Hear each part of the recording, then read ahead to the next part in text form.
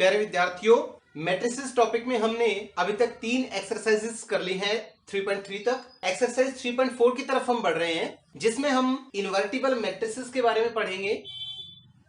और जो matrices invertible है यानी कि जिनका इनवर्स निकाला जा सकता है, उनका हम इनवर्स फाइंड आउट करेंगे। तो सबसे पहले हम बात कर लेते हैं कि इन्वर्टिबल मैट्रिसेस होती क्या है।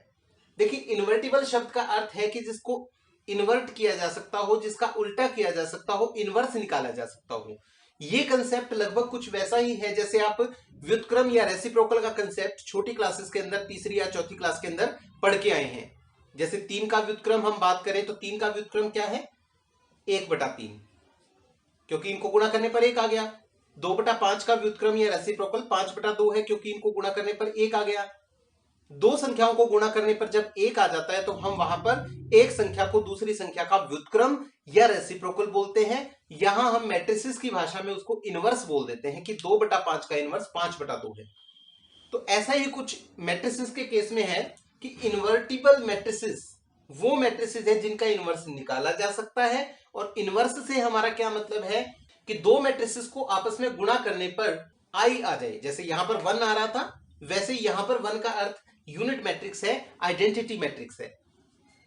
तो क्या कहेंगे कि ए अगर कोई स्क्वायर मैट्रिक्स है और देयर एग्जिस्ट मैट्रिक्स बी, एक बी मैट्रिक्स भी हमारे पास ऐसी है जिसको ए से गुणा करने पर या ए को जिससे गुणा करने पर, देखिए यहां दोनों में थोड़ा सा डिफरेंस है, ये ए बी है और ये बी ए है।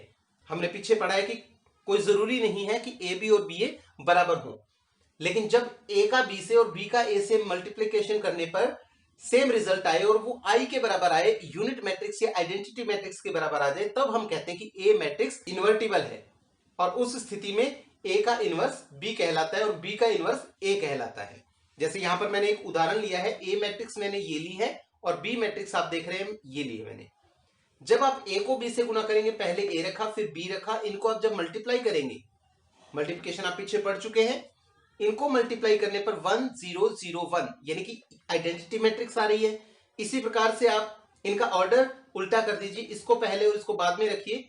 ऐसा करने पर जो प्रोडक्ट आएगा बी ए, वो भी 1 0 0 1 आ रहा है। आपकी प्रैक्टिस के लिए मैं इसको छोड़ रहा हूं, आप कर लीजिएगा। बुक में डेफिनेशन 6 दे रखी है आर्टिकल 3.8 में, वो आप देखेंगे तो उसमें भी इसी प्रकार का उदाहरण दिया हुआ है ए और बी मैट्रिक्स का, उसको भी आप देख लें। तो यहां हम देख रहे हैं कि ए बी और बी ए दोनों ही स्थितियों में आई आंसर आ रहा है। दैट मींस ए का इनवर्स यहां पर बी है और बी का इनवर्स ए है, और हम कहेंगे कि ए एक इन्वर्टिबल मैट्रिक्स है।